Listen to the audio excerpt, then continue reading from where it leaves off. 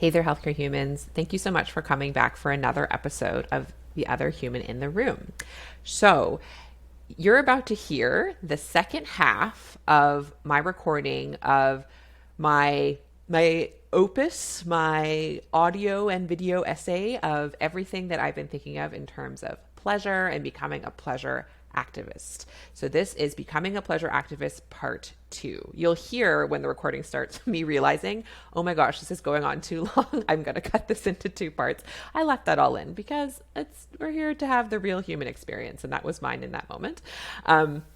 So, just as a recap, if you happen to miss last week's episode, I do recommend going back and listening to that first because I don't know how much this will make sense if you haven't listened to the first part. Just as a recap, I talk about the fact that this year is my year to just increase and appreciate my own body's capacity for pleasure. My word for this year is enjoy. That is the main thing that I'm really interested in exploring for myself over this year, which is 2024. I wanted to share everything I've been thinking and reading and learning about pleasure so that if you want, you can make this your year of pleasure as well. I think that would be a beautiful thing for many people in healthcare. And some of the reasons why I talk about in the previous episode, and I get further into it in this episode. The place we start is talking more about the book Pleasure Activism by Adrienne Maree Brown. I read an excerpt about it in part one, and I'm about to read further excerpts, which I will explain are basically the pleasure principles. So core ideas that in pleasure activism they talk about as ways to actually do pleasure activism. And I also include at the end some of my own thoughts and examples of how interacting with things that are pleasurable have shifted and how I'm really learning from them more. And that basically brings us to the end of what you'll be hearing at the end of this episode. So I hope you enjoy. And thanks for hanging with me. Thanks for listening to a two-parter. And we'll get into the episode now. So this last segment is about, I don't know how long this is going. I may have to cut this into two parts. If this ends up being two parts, you will know why. But I really want to get this all out. This is everything that I've been thinking about pleasure. So this next segment, whether you're hearing about it live or it's being cut into two episodes, is sort of how we do this. And so, on a regular basis, it's like, wow, it's so nice to think about pleasure, but how do I begin? Where do I start? What do I do? And what does it feel like inside of myself as I orient myself towards enjoying my life and experiencing pleasure? And so the main way I do it actually is quite well illustrated by these things called pleasure principles, which Adrienne includes in pleasure activism. And so I actually have these handwritten in little sticky notes, and I have them on my computer at work, just as a reminder in that setting where I am very socialized and conditioned to ignore pleasure and ignore myself and ignore my body. So I have them right there as reminders for myself. And they're really good. So I just want to share them with you and use them as a way to explain some ways that how I'm practicing pleasure activism, how I'm practicing enjoying my life and my time. So the first pleasure principle is what you pay attention to grows. I really love this idea. It's an emergent strategy idea. So tuning into happiness and what satisfies you, what brings you joy. When we tune into that, when we pay attention to happiness, to joy, to pleasure, to satisfaction, and we pay attention to it, it grows our experience of it. And it literally grows how much of there is of it in our lives, right? Because our life is our experience, and our experience is what we pay attention to. That's literally the whole thing. If you're focused on the dusty corner of a room versus the sparkling clean rest of it, you're having a dusty existence, not a sparkling clean existence, as an example. That doesn't work very well in my house because every corner of my house is dusty because I don't really clean. But was that a good analogy? Hopefully you get what I'm saying.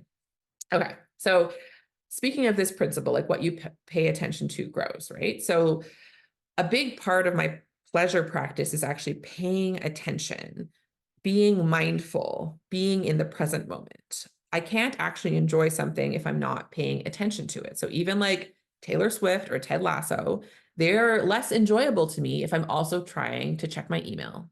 If I'm, so like being focused on one activity at a time includes activities of pleasure, right?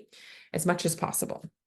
And so a big part of this practice is actually that pruning and decluttering distractions, and really focusing on one thing at a time. It ends up being this meditative practice, right?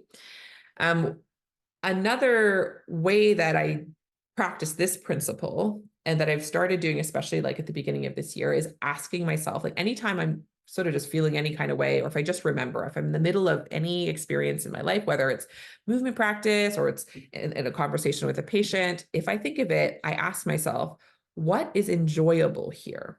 And especially times where I'm starting to feel overwhelmed, where I'm starting to feel really resistant, or I'm like, oh, this is hard. I just check, yes, that's true. It's not about like gaslighting or saying that I'm not feeling uncomfortable or there isn't painful, uncomfortable parts of this, but it's just adding in what else is there. What is enjoyable here? And noticing how that shifts my experience, even in like really painful, uncomfortable situations, and actually resources me so then I'm better able to attend to and metabolize the more negative, painful, uncomfortable parts of the situation. Okay. It happened to me this morning. I was exercising. I was actually doing a movement practice to Taylor Swift and I was feeling really creaky, and I was noticing my brain was like, oh, I'm so creaky, so tired. Maybe I should just stop. And so I said, okay, self, we could stop if you want. And first, let's check what's enjoyable here. And I started actually tuning into the music. I started tuning into what my arms were doing. I was tuning into how my body felt.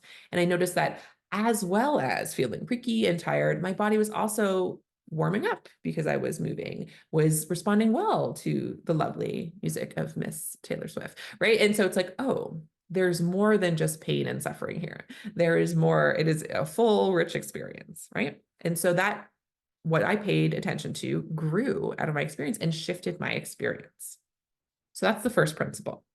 The second principle is we become what we practice. So, in the list of this, she cites a book, The Leadership Dojo by Richard Strozzi Heckler, and shares that 300 repetitions produce body memory and 3,000 repetitions create embodiment. So the idea is the more I practice this, the easier it is to do. When I first started like doing things for myself, I felt so anxious. I felt so overwhelmed. I could like tolerate for like 2 seconds sometimes. And then I would have to like go back to, being anxious and doing things for other people. But like the more I've done it, the easier it's become. And I can see ways in which it's already becoming second nature to look for what's pleasurable. And I want to just grow that more because then I have a better experience in my life. So part of that, though, especially at first, if you're very, very used to denying yourself any pleasure, we're going to need to do it a little intentionally. So for me, I got to put it in my calendar. I actually like booked that dance class. I have in my calendar when I do my movement practice. Like, I have my calendar when I go for tea with friends. Like there's some things that I know are not in the normal routine of my life right now. And so in order to be a bit disruptive and add a bit more pleasure, I get them on my calendar. I'm doing them more concretely, and they get as much priority as a dentist appointment, right? Like they have to be on my calendar, and I'm actually making sure they're a regular part of my routine. It could be something like 5 minutes at the start of your day. What's one thing you want to do for pleasure? Is it singing a song? Is it going for a walk, right? But that thing gets the priority. And over time, then it becomes more second nature. And so we become what we practice. Right now, many of us, and certainly I used to be practicing a lot of pain, a lot of suffering, a lot of others oriented thinking, a lot of, all these different things that I talk about on the podcast, right? That's what we were practicing before. And so it feels like it's what we've become. We can become something else when we practice new things. And so why not practice some pleasurable things and see who you become in the face of practicing pleasurable things instead. So the third principle is yes is the way. Yes is a future. When I feel pleasure, I know I am on the right track. Puerto Rican pleasure elder Idalice Malaev, I probably did not pronounce that right, I apologize, shared with Adrienne that her pleasure principle is, if it pleases me, I will.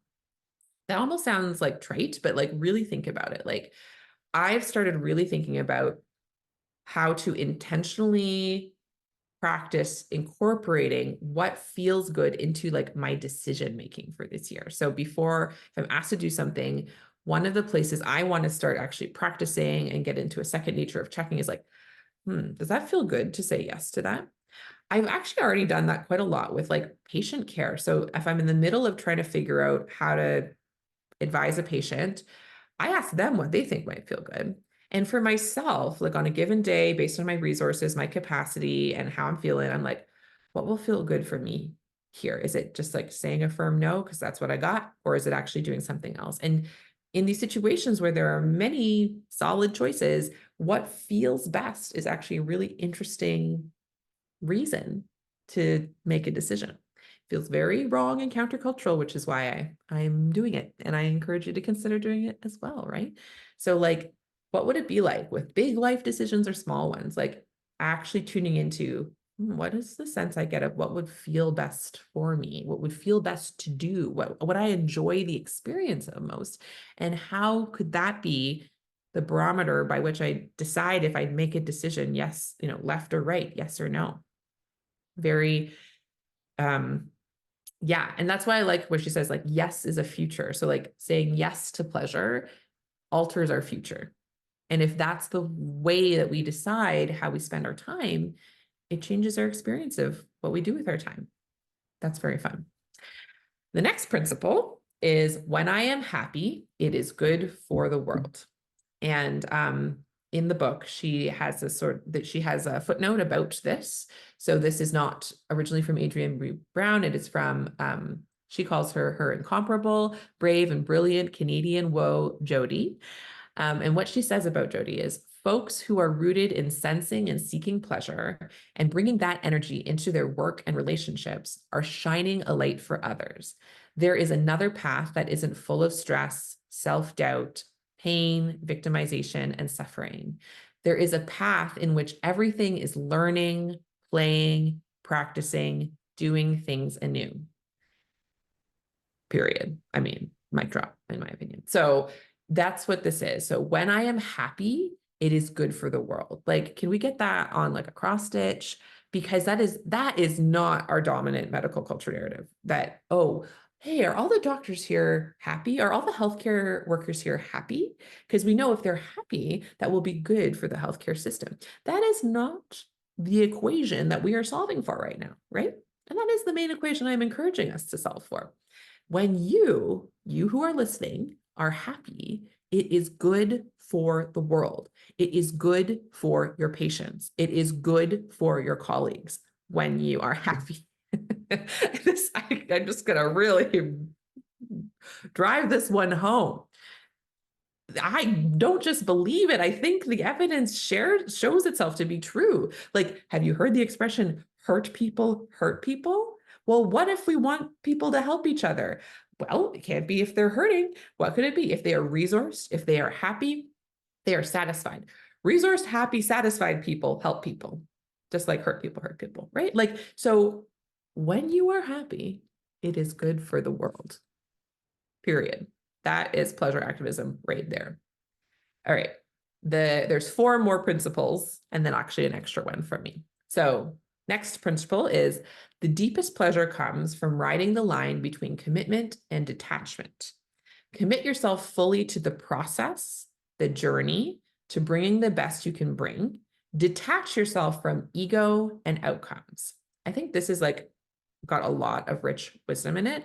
Basically, what this means to me is like, it's about enjoying the experience of it all the way along, including like the hard parts, even some of the pain. People can get a lot of pleasure from feeling pain. There's a whole segment of sex work that's about that, right? So it's not about saying, okay, I'm going to grind through but I'm working towards pleasure. So I'll grind through and feel terrible and not enjoy any of this at all. And when I get to the outcome, then I'll really enjoy it.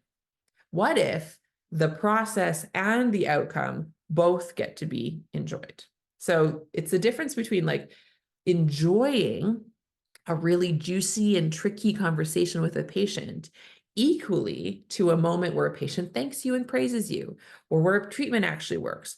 Those two latter things are awesome when they happen, and it's very fun to pause and enjoy them instead of just feeling like, oh, finally, but being like, whoa, I prescribed a medicine and it actually helped someone. I really enjoy celebrating those, and that's part of my pleasure activism.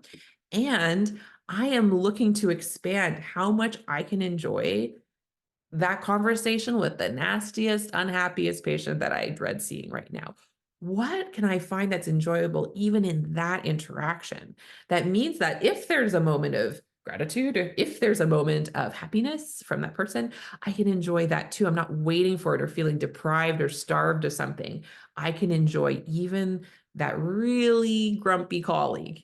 I can enjoy everybody.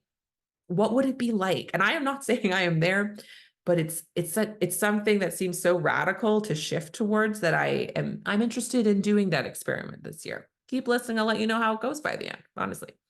Right? So that's what I think this means between like commitment and detachment. So like committing to every moment and the process of it, enjoying that. And then we're not saying that you have to only enjoy outcomes, or you're going for the high hits of like big successes. It'll make it all, it's sort of like the drug analogy before, right? So we're not waiting just for those big dopamine hits. We're noticing how our entire environment has something in it that is to be enjoyed. Okay. The third last principle is make justice and liberation feel good. I mean, period. That one actually doesn't need any other explanation, other than to say so, because sometimes it's like we see something horrible in the world, or we see something that's wrong in our environment, we see something that's wrong with our healthcare system, and we actually need the anger and the frustration to wake us up.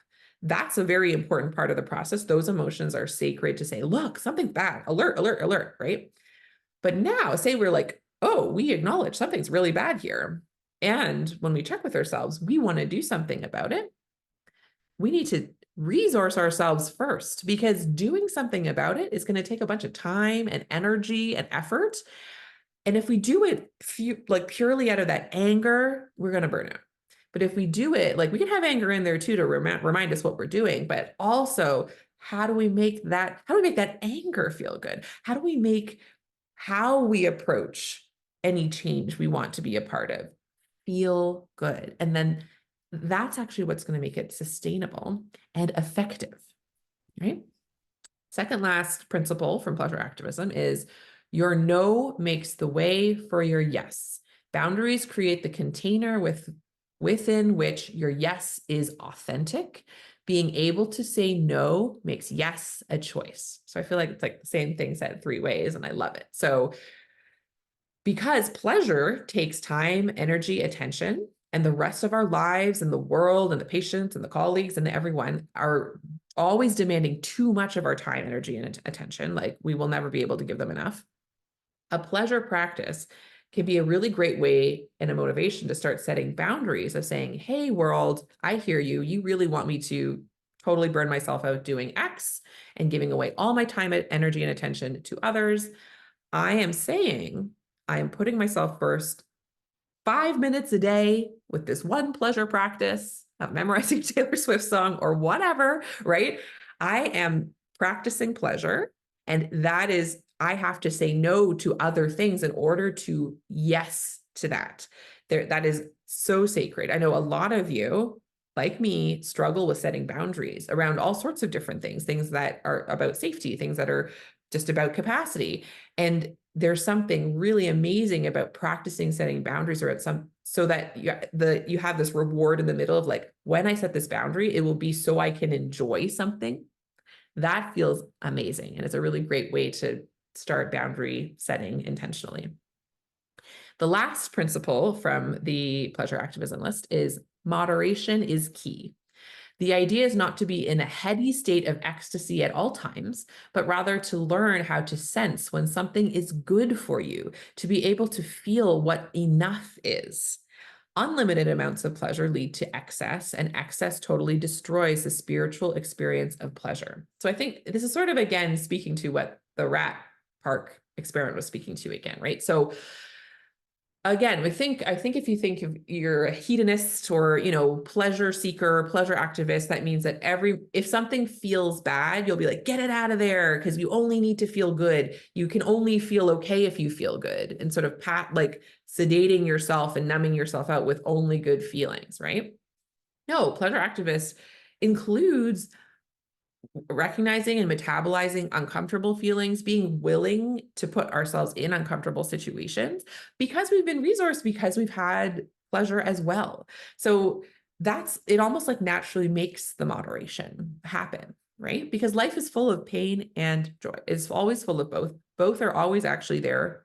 And it's more about paying attention to both sides of the coin and understanding that moderation is actually just, when we say moderation, it feels a little bit like we're doing it intentionally, but honestly, in my experience, if I'm paying attention, I have moderate amounts of both pain and pleasure. Moderate amounts of both light and dark are just like in my life all the time if I'm actually looking for both.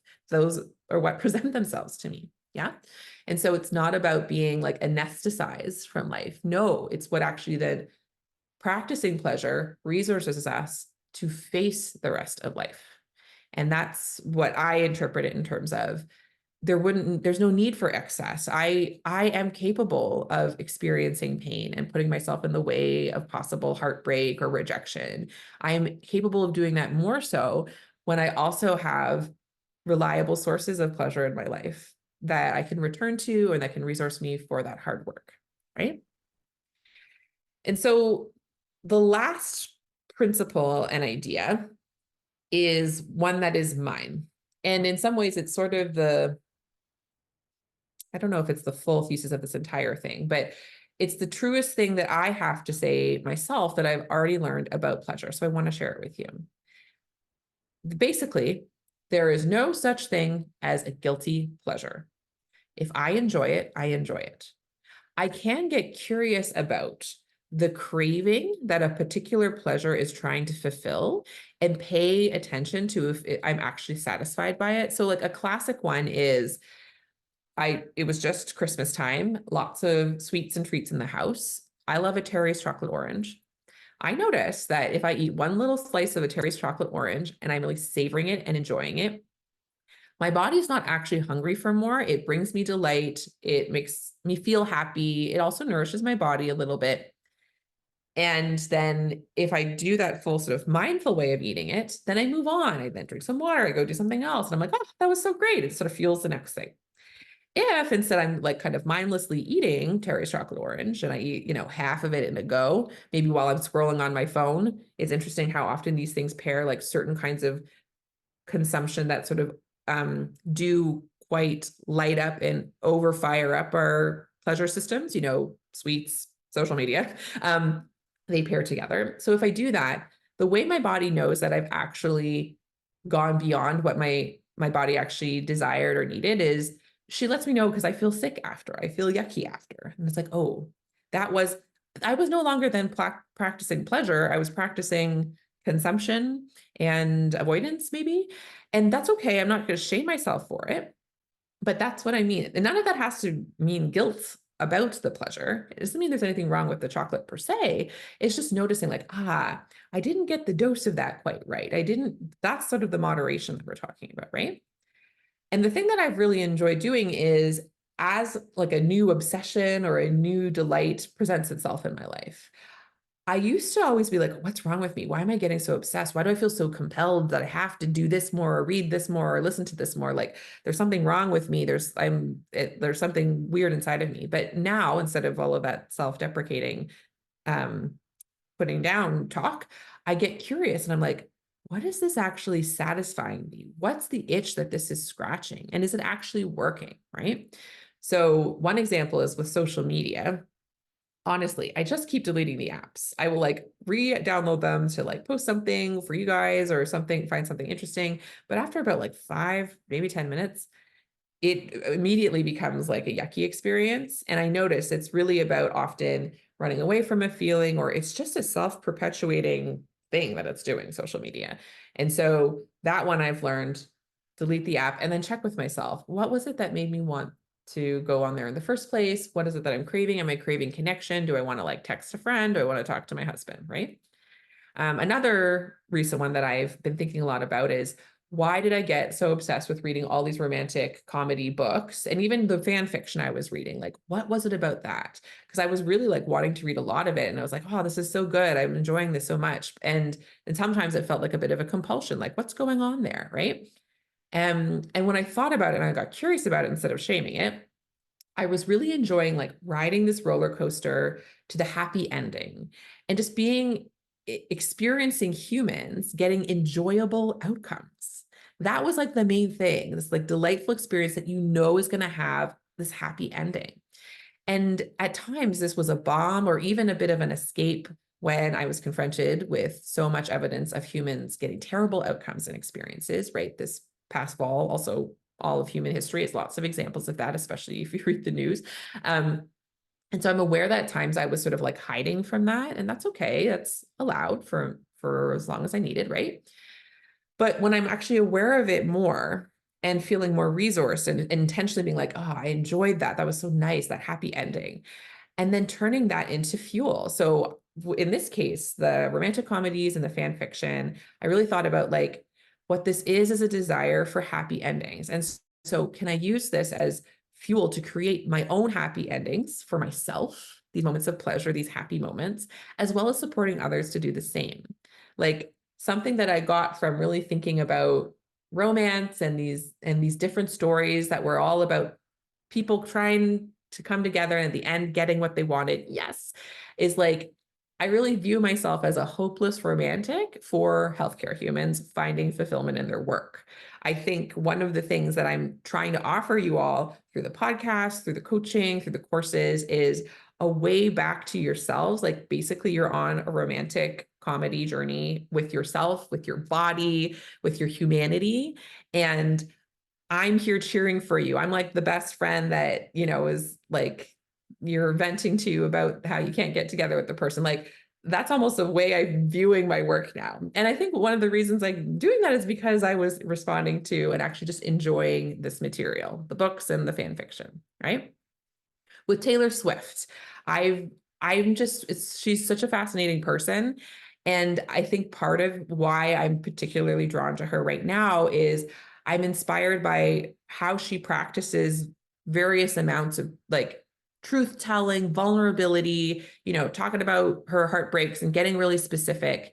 And if you notice, that's kind of what I'm doing on this podcast. And she's also very prolific. And so having someone who is similarly sort of inspired and prolific really has been a source of inspiration as I continue to think of what do I want to do on this podcast? How do I want to be vulnerable? It's sort of like, how can I be more Taylor Swift-like in revealing harder, messier parts of myself and being my full human self, being prolific, and also thinking big. She's like got a vision, and so I find her so inspiring.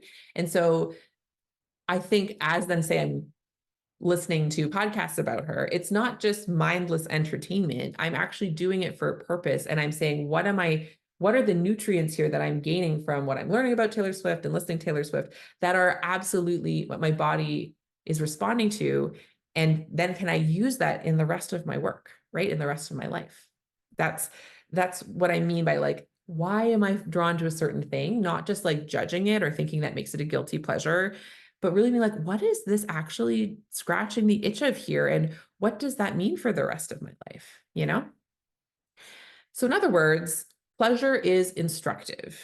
It's deep wisdom to be learned from when we let it. So because it's our bodies talking to ourselves, it's our bodies telling us what they know to be true, what they sense we need, what they need. And so finding ways to listen to our bodies through the language of pleasure feels great inherently and is like an incredible source of transformation, an incredible source of like living an interesting, examined life. So that's it. That's my treatise on pleasure. I actually don't know how long I've been recording. So this one might need to be split into two parts. I feel like I was talking a long time. Thank you for listening. If you made it all the way to the end of what I think is going to have to be a two-parter. And yeah, I would just say for all of you, I talked a lot about pleasure, a lot of different aspects and nuances of pleasure. And maybe it all just feels like way too much. Maybe it does. I don't know. What I would say is, out of everything that I've just shared with you over this past while about pleasure, what's one foothold? Like, what's one thing that you did hear that resonated with you? I gave you a full menu, a full buffet.